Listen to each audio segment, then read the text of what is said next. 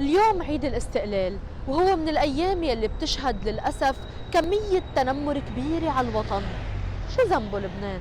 إذا هو وطن خلق مشوه من الأساس، إذا انعمل فيه تركيبة الهدف الأساسي منها إنه الشعب ما يتوحد وأهله يكرهوا بعضهم. إذا شايف لبنان تعبان، نحن تعبناه. إذا شايفه مريض، نحن مرضناه. إذا حدا من أهلك الله لا يقدر مرض، بتتمسخر عليه أو بتحضنه بتطبطب له بتخفف له من أوجاعه وبتعطيه من كل قلبك. إذا لبنان هو وطن كل يوم وكل الوقت أهله وسكانه وحتى ضيوفه عم بيعاملوه بقلة قيمة، شو متوقع منه يكون شكله؟ صح لبنان وطن مجروح وقليل الحيلة، بس بعمره ما قال لا لحدا، لا بل هو القلب الكبير يلي بيساع الكل.